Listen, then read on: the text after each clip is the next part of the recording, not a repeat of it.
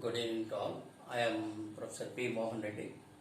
My qualification is M.Tech PhD in Mechanical Engineering. I did my engineering in SV University, affiliated college NBKRST Vidyanagar, and M.Tech in JNT Hyderabad, PhD in SV University. And from 1986 to 1994, I worked as lecturer in Polytechnic, Adoni. Then I joined into TTD services in 1994 and worked there up to 2017. After that, I took VRS on health reasons. Thereafter, I worked as principal in engineering college Anantapur. Now, after 2019, because of these lockdown problems, I am at home. So that is why I have decided to provide some information about educational career, guidance, counseling, etc. to the student community. Now this subject information is useful for all levels of public. For example, right from small farmers, mechanics, auto drivers, cab drivers, and salesmen, small salesmen in shops. From them up to different levels, I want to give information about their children to move forward in the different courses of education. Now let us start. From 10th class, it is there are three chances. One is they can go to inter, regular courses like MPC, CEC, like that. We can discuss in the next videos in brief what are the different courses in inter. And there are vocational courses. These vocational courses in the next video we will discuss. For those who are not much interested in classwork in education, they are interested in some mechanics and servicing, etc. They can opt these vocational courses. అటువంటి వాళ్ళు ఈ vocational course తీసుకోవచ్చు. అటువంటి parents కూడా పిల్లలను దగ్గర ఉన్న vocational సెంటర్స్లోను, intermediate కాలేజ్లోను వాటిలో చేర్పించేసి వాళ్ళ లెవెల్లో వాళ్ళ సొంతూరులో వాళ్ళు వొకేషనల్ కోర్సెస్ను చేసుకొని చిన్న చిన్న ఉద్యోగాలు ఖచ్చితంగా తెచ్చుకోవచ్చు. అదే ఇంకా పాలిటెక్నిక్, ఇది వొకేషనల్ కంటే ఇంకొద్దిగా పెద్ద కోర్సు. దీని ద్వారా పాలిటెక్నిక్ నుంచి ఈసెట్ ద్వారా, that is common entrance test in engineering, దాని నుంచి డైరెక్ట్ బీటెక్ సెకండ్ ఇయర్కు వెళ్ళొచ్చు. ఇక్కడ ఐటీఐ ఉంది, ఇది కూడా నెక్స్ట్ వొకేషనల్ కోర్సెస్ తర్వాత ఐటీఐ కోర్సెస్. తప్పనిసరిగా ఉద్యోగం చేయాలా పిల్లలు, పేరెంట్స్కు అవసరం ఉంది, ఫర్దర్ ఎడ్యుకేషన్కి అవకాశం లేదు, ఇంట్లో బాధ్యతలు ఉన్నాయి. అలాంటప్పుడు ఐటీఐ కూడా మంచి సోర్సు జాబ్ తెచ్చుకోవడానికి. ఆ విధంగా 10th తర్వాత ఇంటర్లో చేయొచ్చు, ఇంటర్లోనే వొకేషనల్ కోర్సెస్ చేయొచ్చు, పాలిటెక్నిక్ వెళ్ళచ్చు, అదేవిధంగా ఐటీఐ కూడా పోవచ్చు. ఈ పాలిటెక్నిక్ పాలీసెట్ అని రాయాల్సి వస్తుంది. ఇక్కడ పాలీసెట్, ఇంతకుముందు సీప్ అనేవాళ్ళు, ఇప్పుడు POLYCET, that is common entrance test polytechnic. Now ఎట్లయితే అదేవిధంగా ఇంటర్ నుంచి ఎంసెట్ పోవచ్చు, మామూలు డిగ్రీ పోవచ్చు. ఇంటర్ తర్వాత వొకేషనల్ కోర్సెస్ కూడా ఉన్నాయి. ఇవి మరి మనం ఏరోనాటికల్ సబ్జెక్ట్స్, అదేవిధంగా some number of home sciences, house keeping, అదేవిధంగా hotel management, business administration, BBI courses, ఇవి కొన్ని సిటీస్లో అవైలబుల్ అవుతాయి. వెంటనే జాబ్ కావాలా మనకు, హైయర్ స్టడీస్ మనం చేయడానికి కుటుంబ పరిస్థితులు మనకు అనుకూలంగా లేవు, జాబ్ చేసేవంటి మంచి కోర్సెస్. 10th తర్వాత తక్కువ క్వాలిఫికేషన్తో కొన్ని ఉన్నాయి. అదేవిధంగా ఇంటర్ తర్వాత ఇంకా ఎక్కువ సబ్జెక్ట్ ఉండేటివి, మంచి జాబ్స్ అవకాశానికి ఉంది. సో ఈ విధంగా ఎంసెట్ తర్వాత బీటెక్ ఫస్ట్ ఇయర్కి వెళ్తారు. ఈసెట్ నుంచి డైరెక్ట్ సెకండ్ ఇయర్కి వెళ్తారు. రీజన్ ఏంటంటే ఈసెట్లో number of subjects engineering almost 60 to 70% subject ఈసెట్లోనే, దట్ పాలిటెక్నిక్లోనే వస్తుంది, పాలిటెక్నిక్లో. కాబట్టి ఆ ఈసెట్ ఎగ్జామ్ పెట్టి వాళ్ళు డైరెక్ట్ సెకండ్ ఇయర్కి ఇస్తారు. ఎందుకంటే they have already acquired sufficient knowledge వాళ్ళకు ఉంటుంది కాబట్టి ఇచ్చేస్తారు. చాలామంది పాలిటెక్నిక్ని తక్కువ అంచనా వేస్తారు, కానీ తప్పది, మంచి కోర్సెస్. తర్వాత బీటెక్ మళ్ళీ ఎప్పుడైనా చేసుకోవచ్చు, లేదా జాబ్కి వెళ్ళినా కూడా పాలిటెక్నిక్ మంచి అవకాశాలు ఉన్నాయి. మరి ఈ బీటెక్ తర్వాత GATE, Graduate Aptitude Test in Engineering. Graduate Aptitude Test in Engineering. I write here GATE. Graduate Aptitude. Aptitude అంటే సామర్థ్యం. Aptitude Test in Engineering. ఇది ఎగ్జామ్ రాసిన వాళ్ళకు ఎంటెక్ సీట్ వస్తుంది. ఎంటెక్ మామూలు యూనివర్సిటీ కాలేజెస్లో వస్తుంది.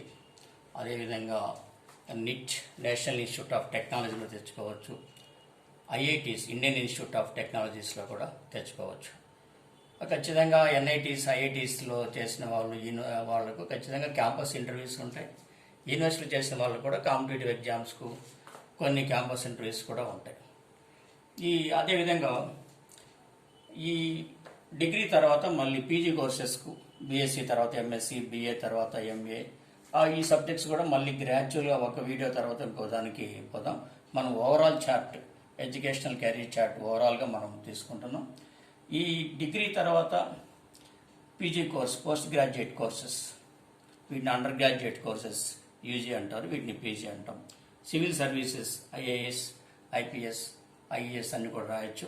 Groups, group 1, group 2, group 3, group 4 అవి ఆ ఎగ్జామ్స్ కూడా రాయొచ్చు. వాటికి కూడా మనం డీటెయిల్గా ఎడ్యుకేషన్ కోర్సెస్ ఒకదాని తర్వాత ఒకటి చెప్పుకుంటూ ఎగ్జామ్స్ ఏముంటాయి ఇవన్నీ కూడా డిస్కస్ చేద్దాం. జాబ్స్ వాటికి.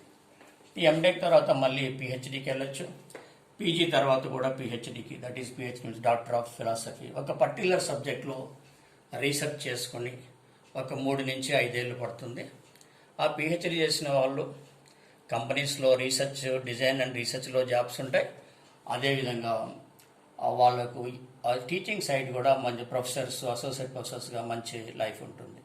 సో టీచింగ్ ఇంట్రెస్ట్ ఉన్న వాళ్ళు రీసెర్చ్, డిజైన్ అండ్ రీసెర్చ్ ఇండస్ట్రీలో చేయాలా, ఆ సైంటిఫిక్ రీసెర్చ్ చేసేవాళ్ళు, ఇంజనీరింగ్ రీసెర్చ్ చేసే వాళ్ళందరికీ PhD is a good subject. దీనివల్ల అవకాశాలు కూడా బాగుంటాయి. తర్వాత ఐఏఎస్, ఐపీఎస్ ఇవన్నీ కూడా Indian administrative service, IPS Indian police service, IAS Indian engineering service, IFS Indian foreign service, again Indian forest service, Indian revenue service, ఇంకా చాలా సర్వీసెస్ వీటి తర్వాత డిస్కస్ చేసుకుంటూ వస్తాం. ఇండియన్ ఇంజనీరింగ్ సర్వీస్ కూడా ఆల్మోస్ట్ ఒక రీజనల్ లెవెల్, ఒక రీజన్, ఒక స్టేట్ లెవెల్లో కానీ లేదా ఇంకొక సబ్ స్టేట్ లెవెల్లో కొన్ని రీజన్స్లో కూడా ఇంజనీరింగ్ ఆఫీసర్గా జాబ్స్ రావడానికి అవకాశం ఉంటుంది. ఇది బీటెక్ తర్వాత ఇండియన్ ఇంజనీరింగ్ సర్వీస్ కూడా రాయొచ్చు. ఈ విధంగా సివిల్ సర్వీసెస్, గ్రూప్ సర్వీసెస్. దీంట్లో నేను చెప్పేదంటే చాలామంది, కొద్దిమంది ఎడ్యుకేటెడ్ మాకు తెలుసు కదా, ఇది కొత్తగా వచ్చేది అనుకుంటా. కానీ నేను చెప్పేది ఏమంటే ప్రతి విలేజ్ లెవెల్లో ఉన్న ఒక మామూలు చిన్న రైతు కూడా ఖాళీగా ఉన్నప్పుడు నేను చెప్పినవి కొద్దిమందికి తెలుగులో రాయాలంటే ప్లేస్ చాలటం లేదు. నెక్స్ట్ ట్రై చేస్తాం. కనీసం నేను మాట్లాడిన తెలుగు వర్డ్స్లో కనుక్కొని వాళ్ళ పిల్లలకు చూపించమని చెప్పడానికి ఉంటుంది. ఈ నిత్యం బిజీగా ఉంటారు. చిన్న చిన్న షాపుల్లో సేల్స్ మెన్గా మార్నింగ్ 9కో 10కి వెళ్తే రాత్రి 8కి వచ్చేవాళ్ళు. గార్మెంట్ షాపు, కిరాణా షాపు, టౌన్స్లో షాప్స్లో పనిచేసే వాళ్ళు అలసిపోయింటారు. వాళ్ళు పిల్లలు చూపించవచ్చు, వాళ్ళు కొద్దిగా డిస్కస్ చేసుకోవచ్చు. ఆటో డ్రైవర్స్ కానీ, క్యాబ్ డ్రైవర్స్ కానీ, మెకానిక్స్ వీళ్ళు కూడా పగలంతా బిజీగా ఉంటారు. అదేవిధంగా చిన్న చిన్న వ్యాపారస్తులు, బండి పైన చేసే తోపుడు బండి, నెక్స్ట్ చిన్న చిన్న కాయగూరలం, ఇలాంటి వాళ్ళకు కూడా కష్టం పడడం తెలుసు. కానీ బిడ్డలు చదివించాలనే తపన ఉంటుంది. కానీ ఎలా ముందుకు పోవాలని చెప్పేవాళ్ళు ఇదిగా ఉంటుంది. నేను కూడా ఇంజనీరింగ్ అయితే వరకు ఇన్ని ఎగ్జామ్స్ ఉంటాయి, సివిల్ సర్వీస్ నాకు ఐడియా లేదు, టు బి ఫ్రాంక్. బహుశా నాకు ఆ గైడెన్స్ ఎవరైనా ఇచ్చేయంటే ఇంకా పైకి పోయిండేవాడిని. ఇంకా అంటే ఇప్పటికే బాగానే చదివాం.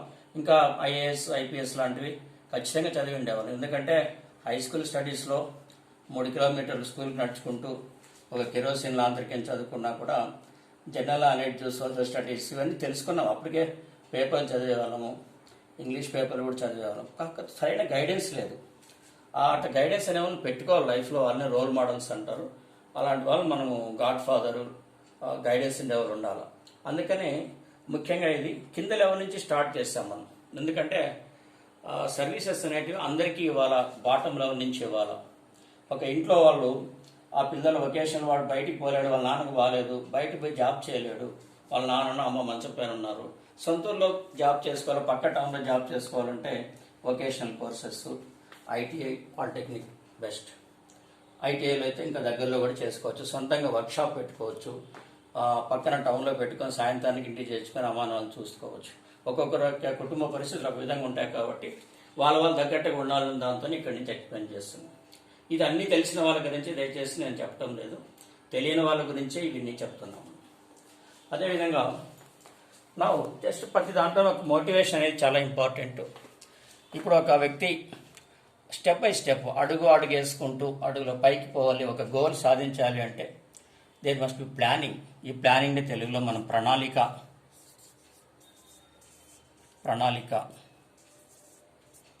సెల్ఫ్ కాన్ఫిడెన్స్, ఆత్మవిశ్వాసం,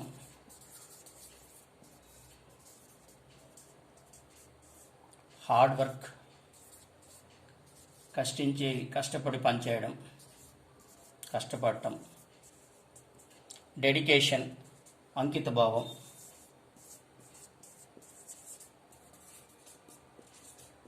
ఇవి నేను జస్ట్ లెక్చర్గా ఫస్ట్ ఉన్నప్పుడు కూడా పిల్లలకు నేను లెక్చర్ కేవలం 8694 కాదు, తర్వాత టీటీడీలో ఇంజనీర్గా చేసేటప్పుడు కూడా 20-22 ఏళ్ళ వరకు నేను పిల్లలు కోచింగ్ ఇచ్చేవాడిని. ఒక స్టేట్ లెవెల్ ర్యాంక్స్ తీసుకొచ్చిన ఒక కోచింగ్ సెంటర్ ఈసెట్ అని పెట్టి ఎంతోమందికి సబ్జెక్ట్తో పాటు 80% సబ్జెక్ట్ చెప్తే 20% వాల్యూస్ మోటివేషన్ చేయడం వల్ల చాలామంది ఒక చిన్న ఆటో డ్రైవర్ కొడుకు ఈరోజు ఇస్రోలో సైంటిస్ట్ అయ్యారు. ఒక చిన్న 2 ఎకరాలు ఉన్న భూమి రైతు వాళ్ళు కష్టపడి మంచి పొజిషన్కి వచ్చారు. ఇంకా అంటే చాలామంది కష్టపడి పార్ట్ టైం జాబ్ చేస్తూ సార్ మేము చదవలేకుండా కూడా ఎంకరేజ్ చేశాం చాలామంది స్టూడెంట్స్కి. తిరుపతిలో కానీ నేను పనిచేస్తున్న పాలిటెక్నిక్లో కానీ ఎంతోమంది స్టూడెంట్స్ చాలా మంచి పొజిషన్కి పోయారు. అది చాలా సాటిస్ఫాక్షన్ ఇచ్చేది. చాలా సాటిస్ఫాక్షన్ ఉండడం వల్ల ఇంకొకరికి అది చెప్పడానికి, ఆ మోటివేషన్ వాళ్ళు ఎంతగా పైకి పోయారని చెప్పడానికి ఇంకొకరికి చాలా ఉపయోగపడింది. ఈరోజు కూడా నేను 10 ఏళ్ళ కిందట వచ్చిన రిజల్ట్స్ను చెప్తున్నాను మీకంటే అవి ఇంకా గుర్తున్నాయి. మనం తినే తిండి మరుసో జరిగిపోతుంది, మనం చేసే ఎంజాయ్మెంట్ 2 రోజుల తర్వాత పోతుంది.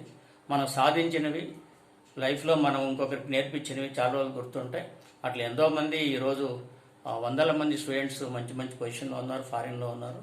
సో నాకు తెలిసిన సబ్జెక్టు ఇప్పుడు రిటైర్మెంట్ స్టేజ్లో ఉన్నాను కాబట్టి ఏదో పార్ట్ టైం చేసుకుంటే జాబ్ ఇలాంటివి 10 మందికి ఉపయోగపడాలని చెప్తున్నాం. ఇక్కడ ఈ ప్లానింగ్ అంటే ఈ ప్రణాళిక అనేది ఎప్పుడు మనం చేసే పని పిల్లలకు మనం చెప్పడం ఎప్పుడో ప్రణాళికాబద్ధంగా ఏం చేయాలి, వాడికి నెక్స్ట్ ఏం చేయాలి, రేపు ఏం చదవాలి, పిల్లలు రేపు ఎటువంటి జాగ్రత్తలు తీసుకోవాలి, అవన్నీ కూడా మనకు ఒక ప్లానింగ్, దట్ ఈస్ అది ఒక పేపర్ పైన మనము రాసుకోవాలి ఏం చేయాలనేది. పిల్లలకు ఆత్మవిశ్వాసం, పిల్లలకి ఎప్పుడు భయపడిచ్చడం కానీ కాకుండా వాళ్ళలో ఒక విశ్వాసాన్ని మనం పెంపొందించాలి. ఫర్ ఎగ్జాంపుల్ వాళ్ళని భయపడిచ్చి మనం ఏం సాధించలేదు, మంచిగా వాళ్ళలో ఉన్న పాజిటివ్ క్వాలిటీస్ను, మంచి గుణాలు మనం తీసుకొని ఎంకరేజ్ చేస్తే ఖచ్చితంగా వాళ్ళకు కాన్ఫిడెన్స్ వస్తుంది, లేకపోతే డల్ అవుతారు. హార్డ్ వర్కింగ్ కూడా అలవాటు చేయాలి పిల్లలకు. మనం ఎక్కువ సెల్ ఫోన్తోనే పిల్లలకు టైం గడిపేస్తున్నాం. సెల్ ఫోన్ బాగా ఆపరేట్ చేస్తే పిల్లవాడు ఇంటెలిజెంట్ అనుకుంటున్నాం, కానీ అది కాదు. పిల్లలకు కష్టపడడం, వాళ్ళ తల్లిదండ్రులు మనం ఎంత కష్టపడుతున్నామో అనేది వాళ్ళకి తెలియాలా. తల్లిలో తండ్రి ఎవరో ఒకరు ఇంట్లో చెప్పినప్పుడే పిల్లలకు తల్లిదండ్రులకు కష్టం తెలుస్తుంది. లేకపోతే ఏదో వాడు వస్తాడు, ఆడుకుంటాడు, వీడియో గేమ్స్ అంటాడు, క్రికెట్ అంటే ఆడు తిరుగుతూ ఉంటారు. ఆడనివ్వండి, ఎంజాయ్ చేయాలండి. అదే టైంలో బాధ్యత కూడా నేర్పించండి పిల్లలకు. చిన్నప్పుడు మొక్కయ్య వంగంటే మానయ్య వంగన అన్నట్టు చిన్నప్పుడు పిల్లలను మనకు అనుకూలంగా మంచి వాటికి తీసుకెళ్ళకపోతే పెద్దయినాక వాళ్ళు ఏకమైకి కూర్చుంటారు. కాబట్టి చాలా జాగ్రత్తగా పిల్లలకు చిన్నప్పటి నుంచే మనం అది కష్టపడడం అనేది బాగా అలవాటు చేయించాలి. అంకిత భావం, పిల్లలు చదివేటప్పుడు కాన్సన్ట్రేషన్, వాడు పక్కన టీవీ చూసుకోవడము లేదా పెద్దలో వెళ్ళిపోవడం కాకుండా ఫాదరో మదరో ఎవరు వీలుంటే వాళ్ళు చదువుతుంటే ఆ పక్కన కూర్చొని చదివేటట్టు చేయడం. వాళ్ళు చదువుకుంటుంటే మనం టీవీ పెట్టుకుంటే వాళ్ళ కాన్సన్ట్రేషన్ రాదు. ఆ 1 అవర్ అయినా చదివేది, హాఫ్ అన్ అవర్ అయినా పిల్లలతో ఒక అంకిత భావం వచ్చేటట్టు మనం చేయాలి. So this is the case. Next క్లాస్లో మనం నెక్స్ట్ వీడియోలో ఇంటర్ వొకేషనల్ కోర్సెస్ ఏమున్నాయి, తర్వాత ఐటీఐలో ఏమున్నాయో మనం డిస్కస్ చేద్దాం. తర్వాత దాంట్లో ఎక్కడెక్కడ ఏ కోర్సెస్ జాబ్ అవకాశాలు ఏమేమి ఉంటాయని చెప్తున్నాం.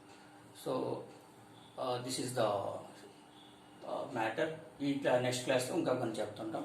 మీకు తెలిసిన వాళ్ళకి ఇది పంపించండి, సబ్స్క్రైబ్ చేయడానికి పంపించండి. 10 మందికి ఉపయోగపడుతుంది. ఆ వాళ్ళు ఇంకోటి 4 చెప్తారు. ఎన్నెన్నో ఎంటర్టైన్మెంట్ ఛానల్ చూస్తుంటారు, అవి ఇవి జబర్దస్త్లు ఇంకోటి అవి ఇవి. బట్ ఇది ఇన్ఫర్మేషన్, ఇది కూడా ఇంపార్టెంట్ లైఫ్లో పిల్లల భవిష్యత్తుకు. ప్లీజ్ దీనిపైన కూడా మీరు ఫోకస్ చేసి నలుగురికి మీకు తెలిసిన వాళ్ళకి పంపించండి. Thank you.